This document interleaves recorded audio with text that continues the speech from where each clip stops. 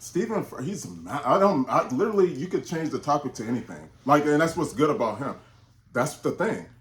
If it was algebra, right? Oh, you best believe he's going to make it in engaging and it's going to be really, really good. If the topic is talking about Jesus, it don't matter the topic. He's a master of delivery, right? And that's the key.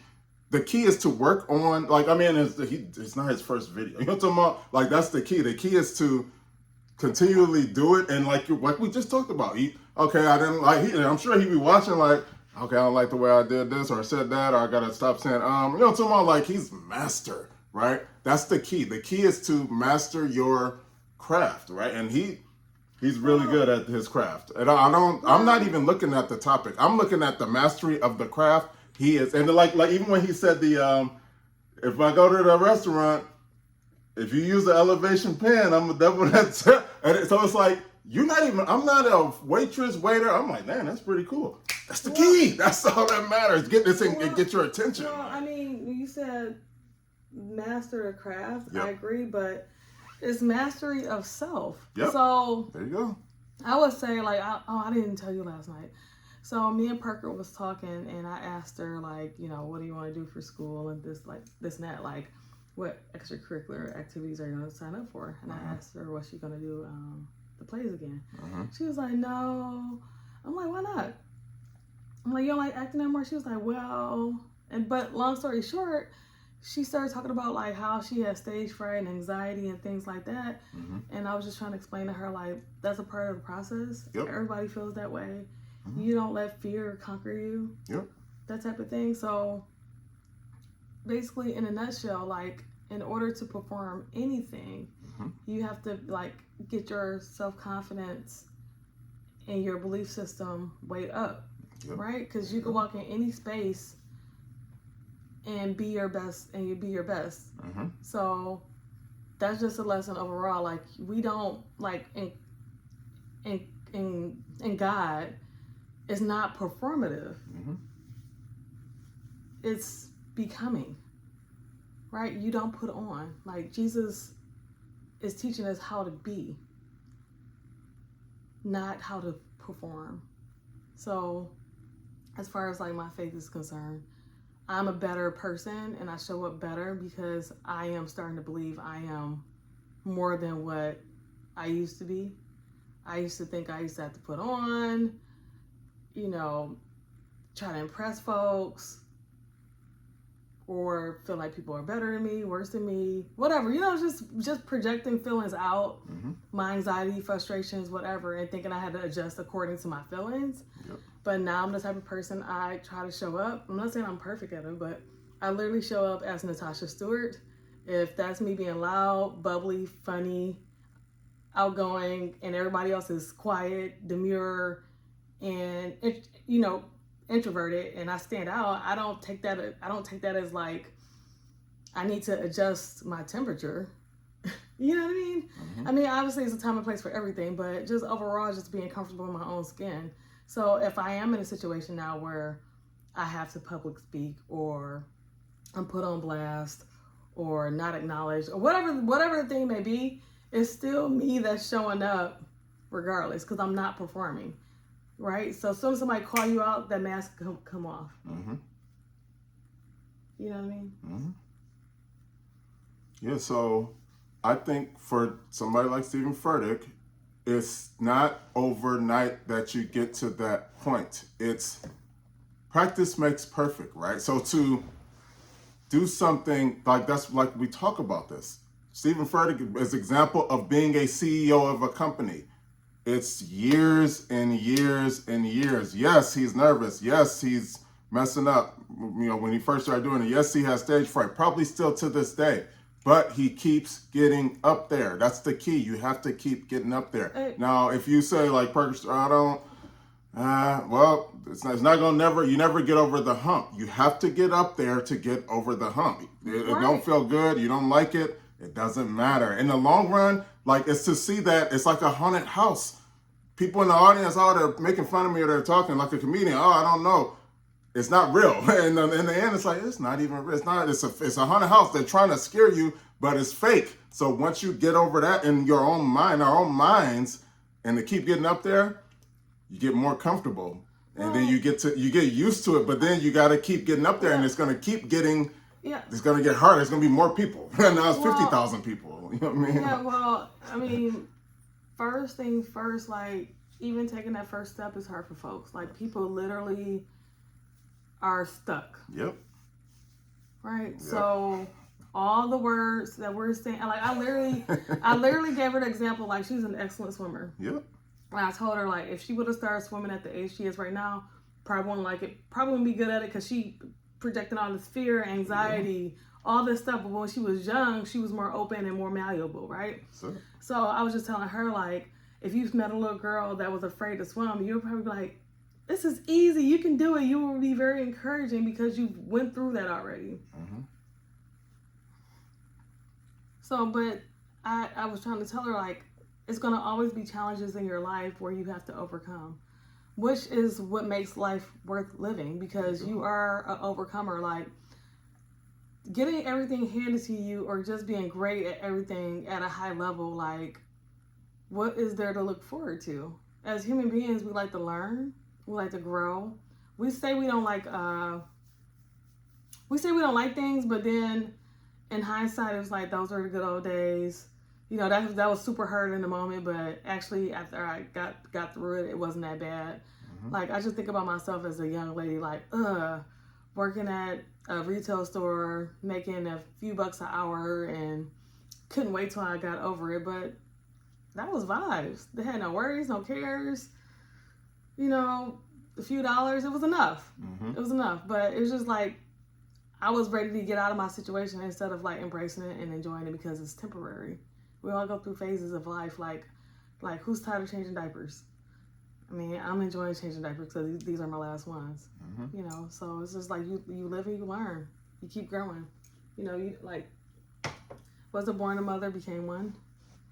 And every day of my life, I have to live with that learning and growing, and am I doing it right? I can't shy away from it because that's a part of who I am now. You know, it's just like certain things you just gotta go through. So I don't want to. So basically, back to Parker, I don't want to raise a child that is fearful, right? So that's not just in that bucket of that discipline of, like, wanting to act. She needs to work on herself as a person.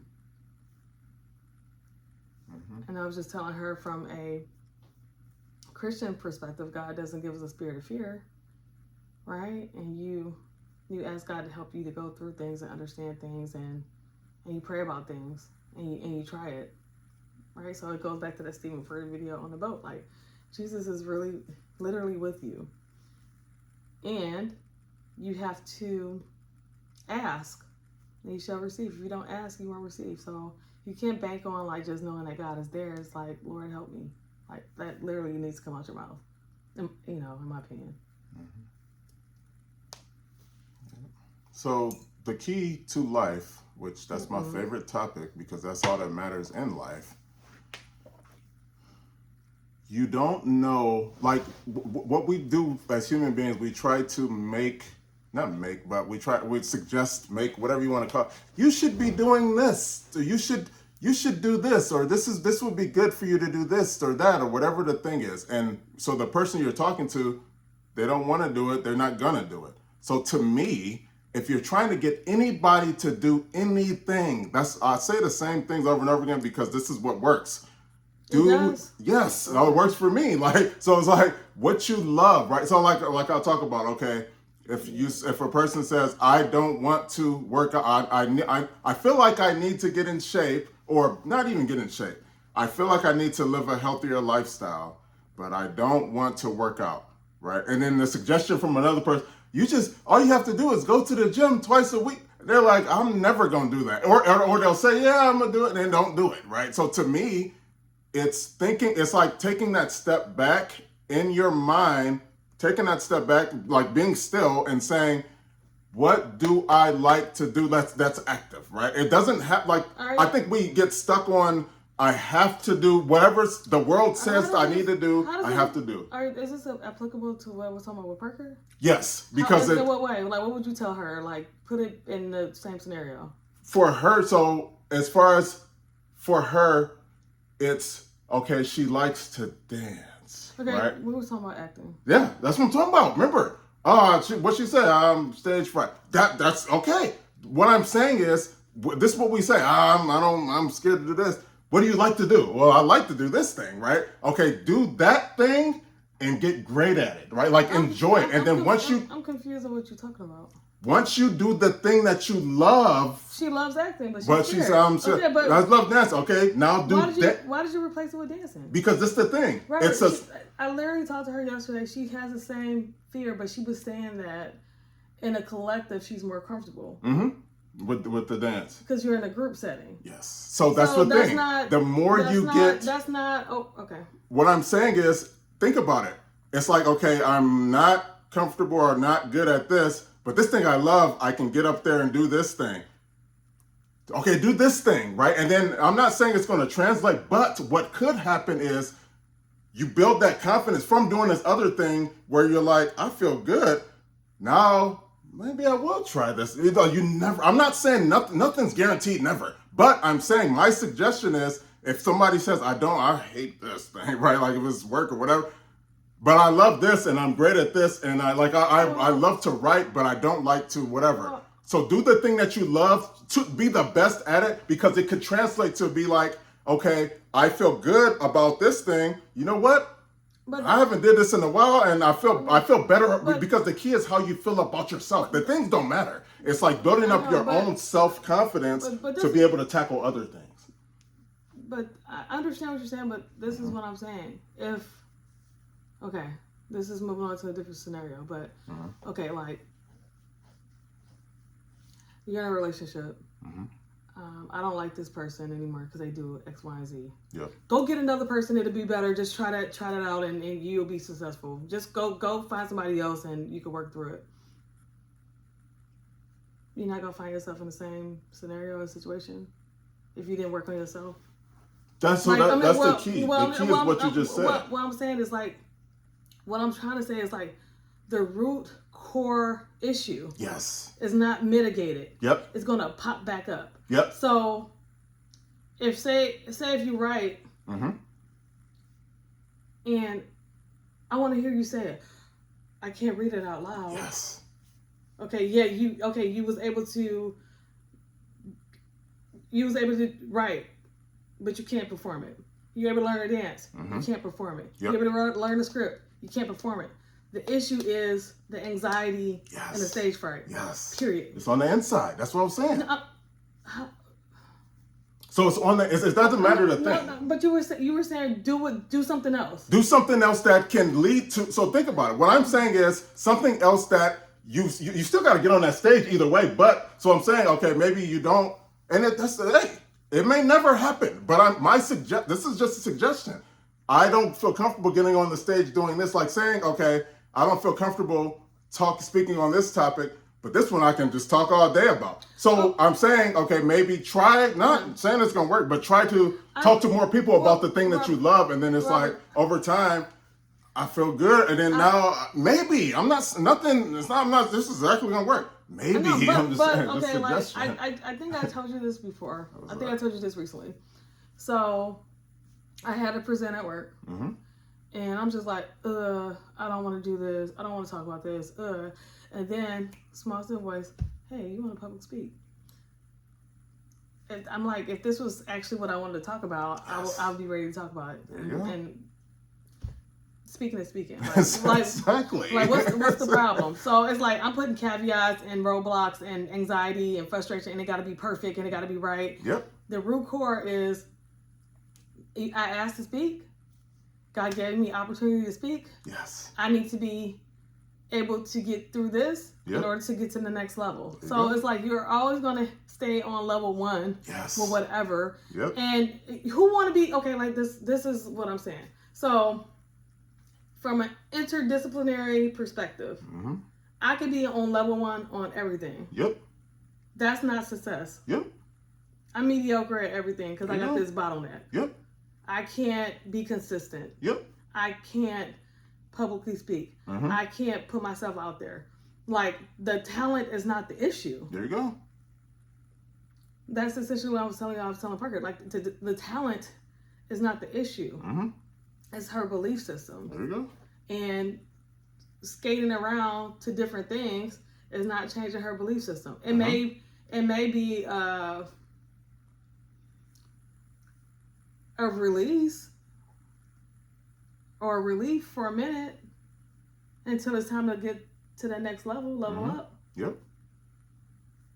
You know what I mean? Like, yeah, everything's gonna call you to a higher level. There you go. And then if you still got that bottleneck, you're still gonna plateau. Yep.